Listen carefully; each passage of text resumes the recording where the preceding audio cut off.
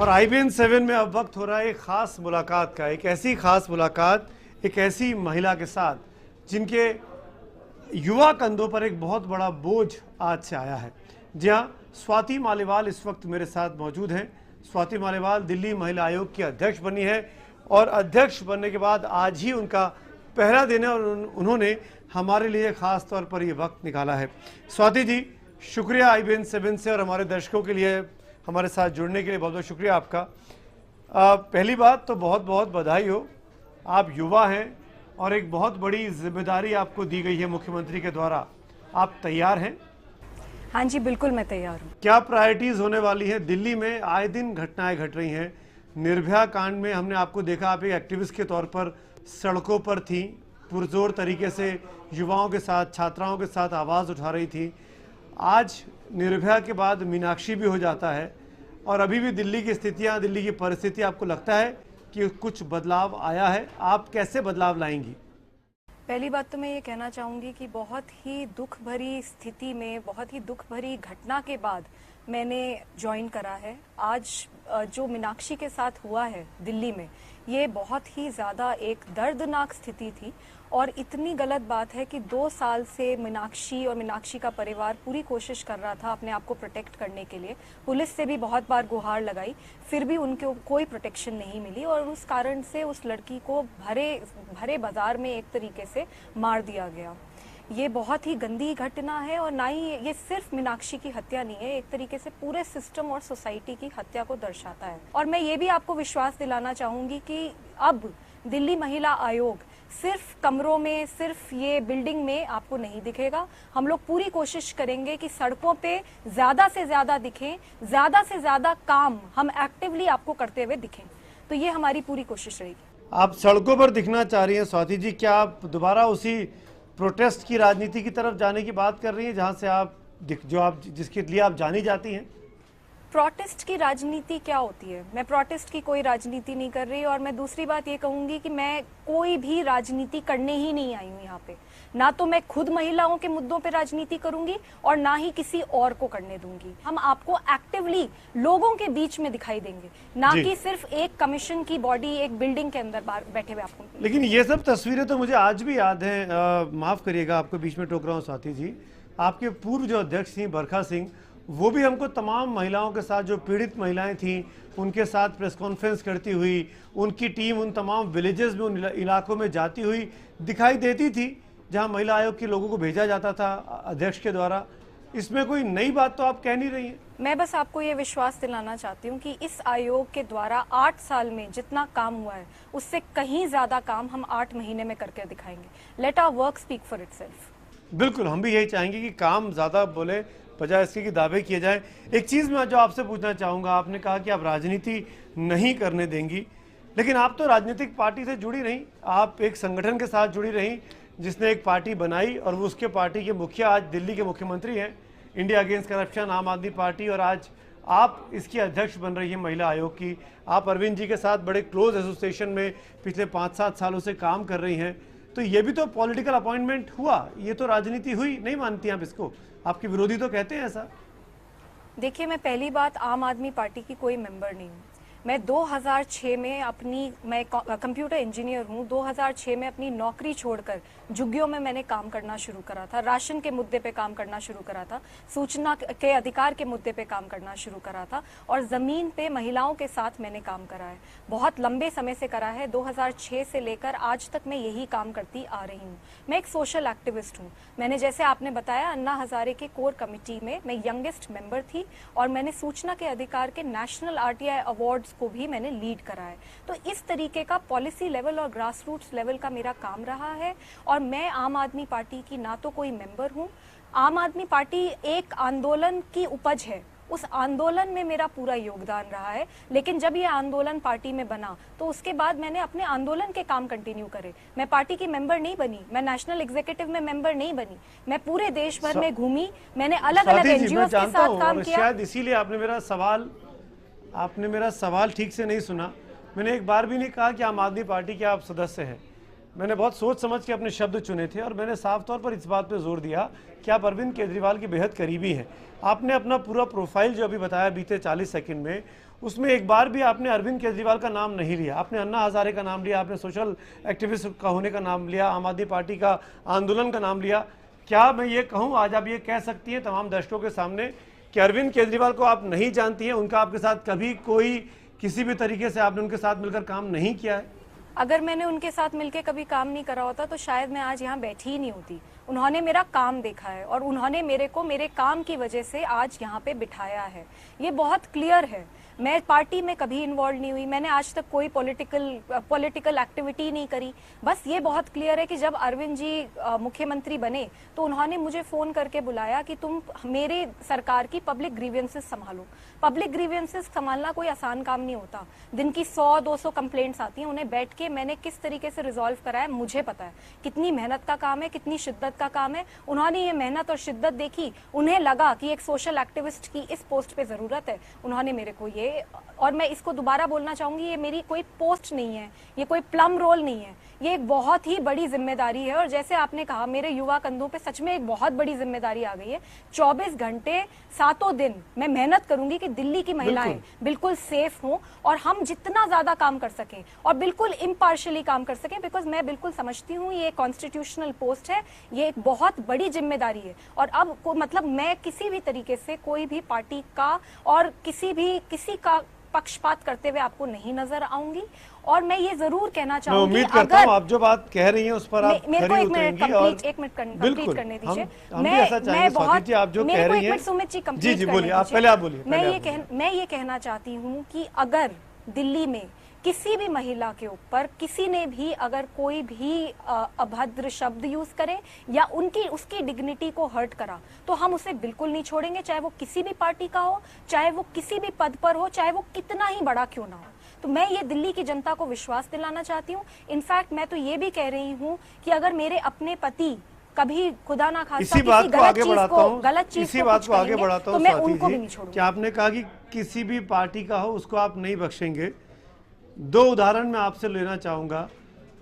सोमनाथ भारती जी, उनसे शुरू करता हूँ। उनकी अपनी पत्नी मारपीट का आरोप लगाती हैं अपने पति पर, सोमनाथ भारती पर, आम आदमी पार्टी के विधायक पर, दिल्ली के पूर्व कानून मंत्री पर। क्या आप सिंपैथी रखेंगी उस महिला के साथ कि आपके आड़े आम आदमी पार्टी और आम आदमी पार्टी के प्रति आपका मोह आगे आएगा? बिल्कुल भी नहीं। कोई किसी पार्टी के प्रति, मैंने जैसे बताया, कोई मोह नहीं है। मैं यहाँ पे कॉन्स्टिट्यूशनल अथॉरिटी पे बैठी हुई हूँ और मेरी पूरी जिम्मेदारी, नैतिक जिम्मेदारी बनती है कि मैं हर महिला की सुरक्षा के लिए काम करूँ।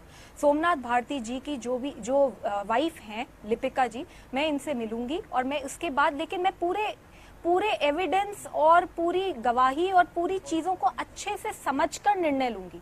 मैं सिर्फ मीडिया के बेसिस पर, मीडिया में जो चीजें आई हैं उसके बेसिस पे कोई निर्णय नहीं लूंगी, क्योंकि मैं बहुत स्ट्रांगली ये फील करती हूँ कि न्याय होना चाहिए। सिर्फ एक सेकंड मेरे को कंप्लीट करने दीजिए। न्याय होना चाहिए। सिर्फ ये महिला आयोग है तो हम सिर्फ महिलाओं का साथ देंगे, मैं इसमें विश्वास नहीं रखती। मुझे लगता है न्याय होना चाहिए और हम पूरी कोशिश करेंगे। हमारी पहली प्राथमिकता ये होगी, एक सेकंड, हमारी पहली प्राथमिकता ये होगी कि घर बने, घर टूटे नहीं। लेकिन जैसे मैंने कहा कि अगर किसी ने किसी भी महिला के साथ गलत करा हो, चाहे वो कोई भी हो, चाहे वो सोमनाथ भारती हो, चाहे वो कोई भी हो, चाहे वो मेरे अपने पति क्यों ना हो, मैं उन्हें नहीं छोड़ूंगी। मैं आपके पति पर भी आऊंगा कुछ देर बाद, लेकिन आपने कहा कि आप महिला आयोग है, इसका मतलब ये नहीं कि आप महिलाओं के साथ ही रहेंगे, आप पुरुषों को भी न्याय दिलाएंगी। तो कुमार विश्वास साहब को अब तो न्याय मिल जाएगा, क्योंकि उनके खिलाफ FIR है, 2 एक महिला के द्वारा की गई। आपको लगता है कि वो FIR गलत है?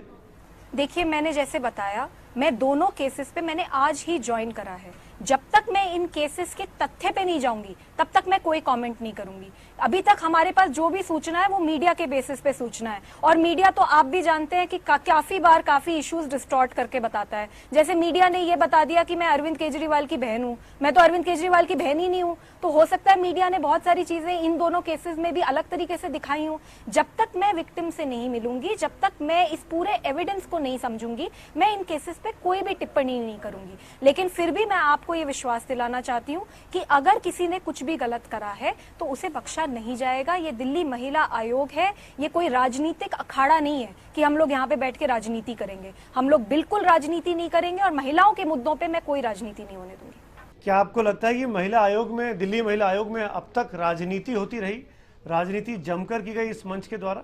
आप कहेंगी इस बात को? देखिए, मैं बस इतना कहना चाहूंगी कि जो 8 साल में यहाँ पे काम हुआ है, मैं 8 महीने में आपको इससे कहीं ज्यादा काम करके दिखाऊंगी। आप मौका दीजिए, आप देखिए, आप पेशेंस रखिए और आपको खुद लगेगा कि हाँ सच में काम हुआ है।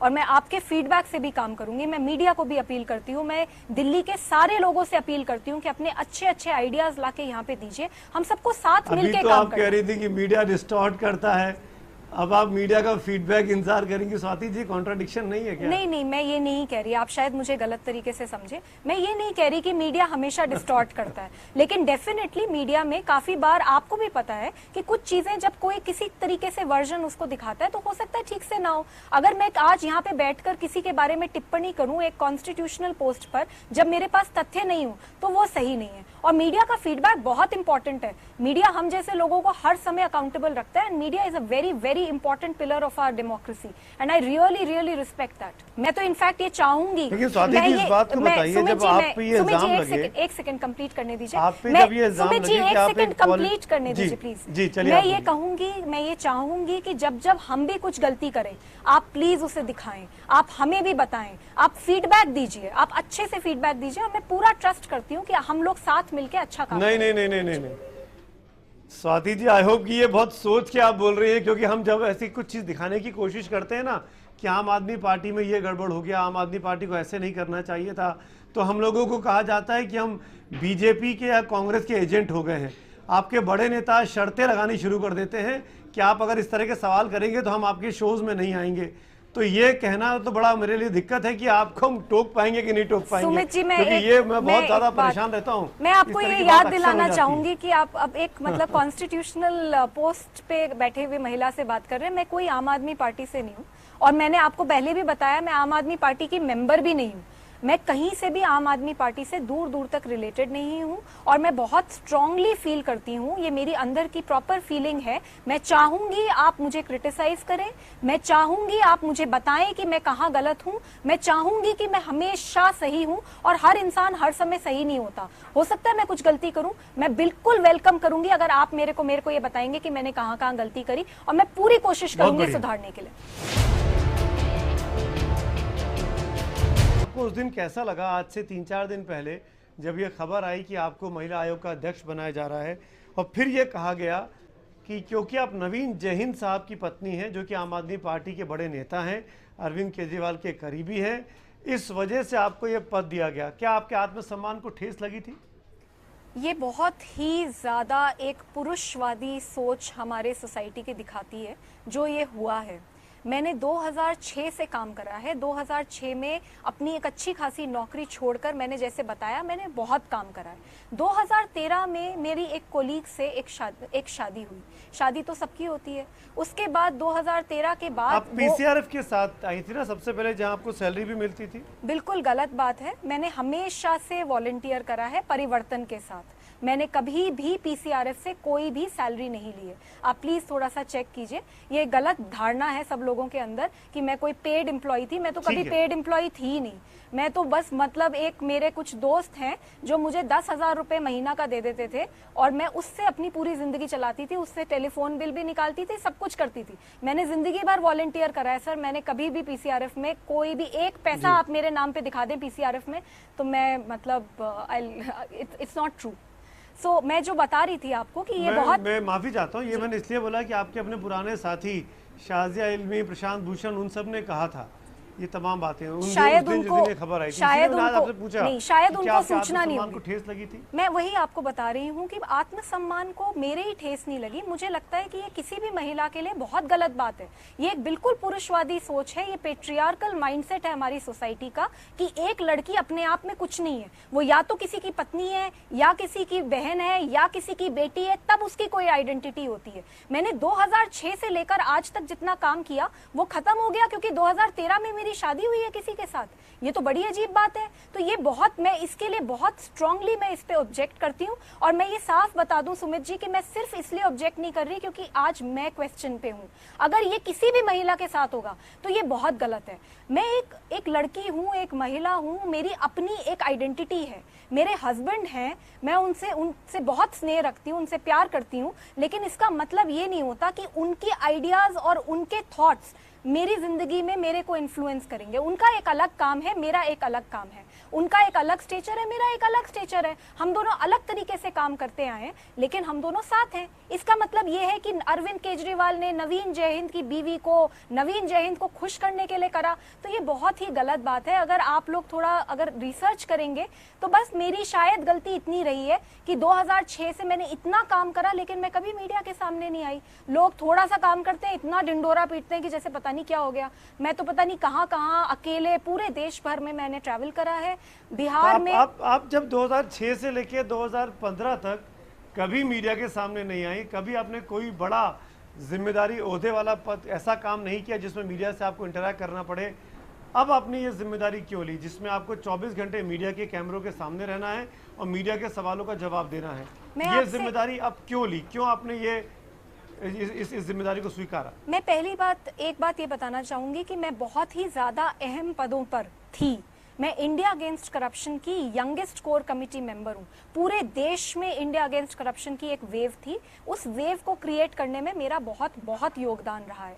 मैंने कभी जरूरी नहीं समझा, मैंने हमेशा वॉलंटियर्स के बीच में, मैंने हमेशा जमीन पे रहकर काम करने की जरूरत समझी।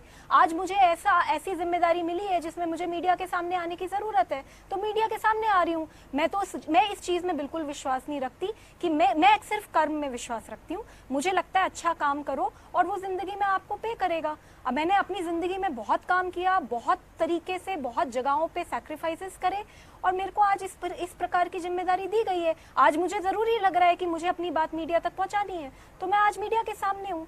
जिस दिन मुझे लगेगा नहीं जरूरत है तो मैं नहीं हूँगी। चलिए, अब तो महिला आयोग भी क्या आप अध्यक्ष हैं और आपके अपने जानने वाले अरविंद केजरीवाल दिल्ली के मुख्यमंत्री। उम्मीद करता हूँ जो आप सुझाव देंगी उससे सरकार भी अमल करेगी और परिस्थितियाँ सुधरेंगी दिल्ली में रहने वाली महिलाओं की, लड़कियों की, छात्राओं की। स्वाति, शुक्रिया IBN 7 से बात करने के लिए। एक बार फिर से हमारे तमाम दर्शकों की तरफ से आपको बधाई, और इस जिम्मेदारी के लिए मैं आपको आगाह करना चाहता हूं कि हम 24 घंटे आपको देखेंगे, और जब मौका पड़ेगा जैसे कि आपने कहा हम आपसे सवाल भी करेंगे, तो हमारे सवालों के लिए आप तैयार रहिएगा। बिल्कुल मैं तैयार हूँ। Thank you so much. Thank you.